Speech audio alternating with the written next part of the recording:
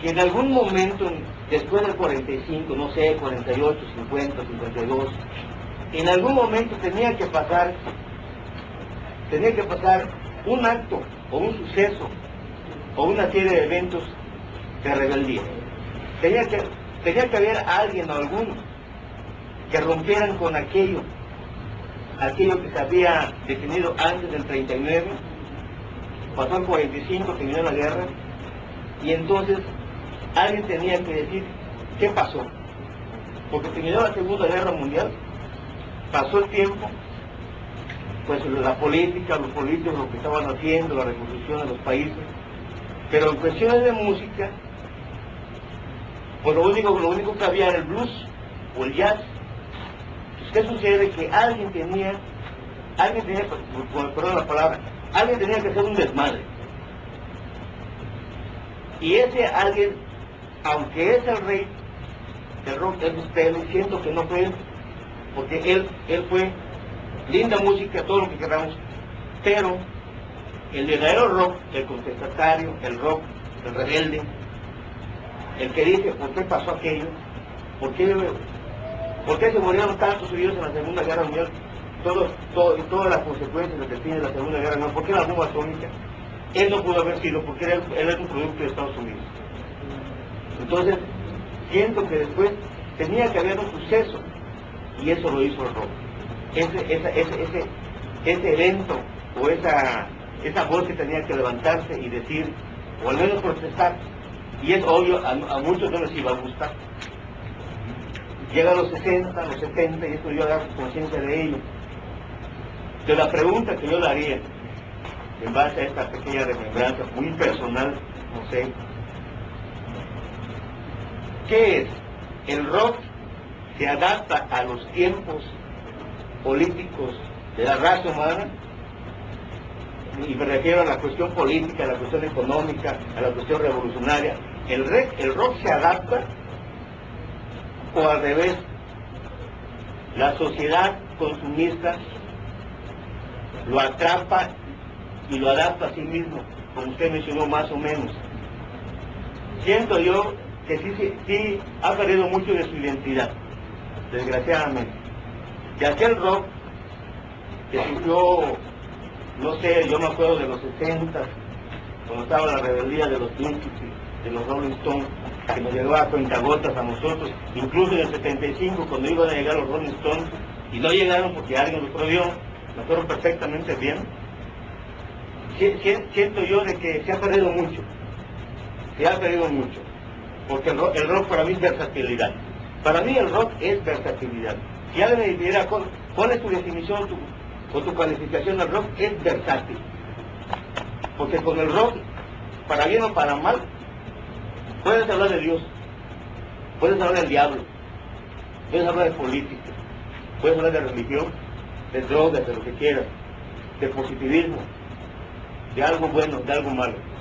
Cada quien lo va a tomar como quiera. La pregunta es esa: ¿quién se adapta a quién? ¿El rock a los tiempos o los tiempos al rock?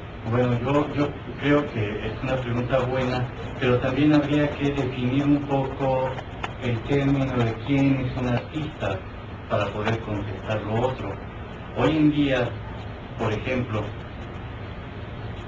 la mayoría de la gente cree que un artista es aquella persona que aparece en la televisión, por lo tanto le aplaude porque camina en la calle, solamente porque lo vio en la televisión, y cree que es un artista. O cree la mayoría de la gente que estos muchachos que no saben cantar o no saben actuar, como la Academia de TV Azteca, cree que ya son artistas y los van a ver cuando se mueven por toda la República a estos supuestos conciertos.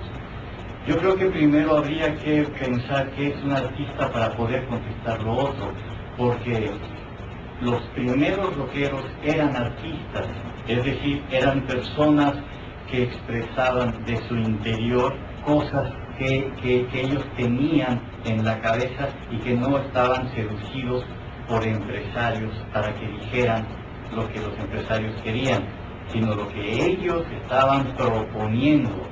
Los artistas son individualistas. Hoy en día los artistas son la mayoría gente manipulada por los empresarios. Por lo tanto, no actúan por sí mismos, sino como les dicen actuar.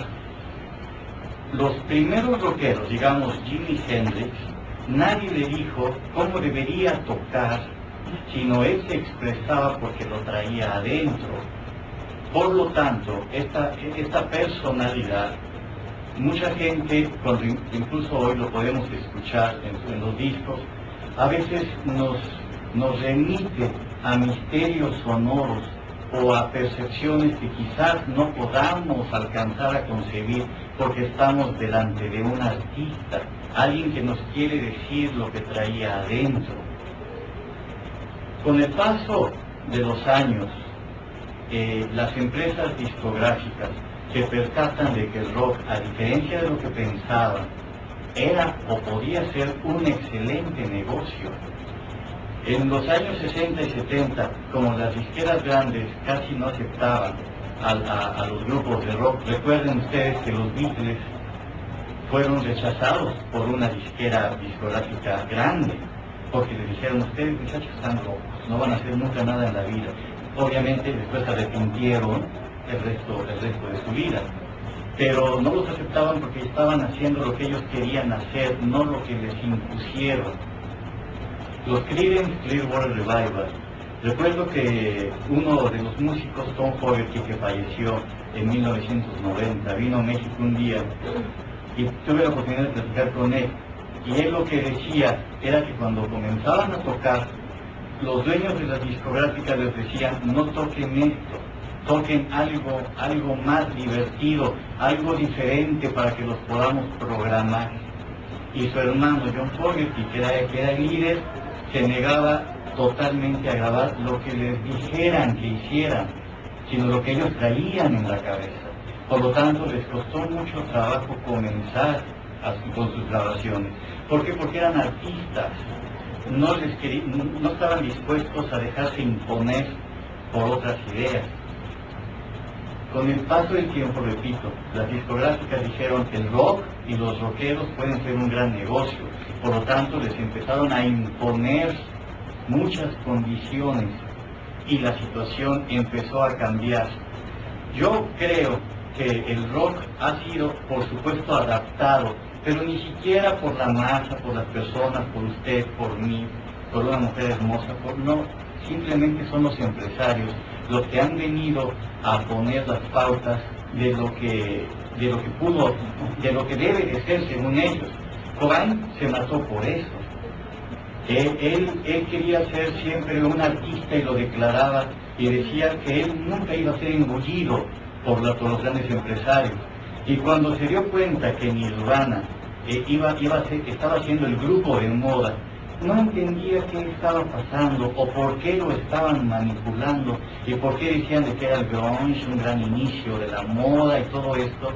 Y él, aunque nos parezca infantil, prefirió suicidarse y no estar metido en el ajo del negocio de que él rechazaba totalmente. Uno se pregunta, ¿cómo es posible que este hombre, atractivo, buen cantante, buen músico, con letras interesantes, se haya suicidado en un momento importante de su vida, cuando el dinero empezaba a caerle? Y poca gente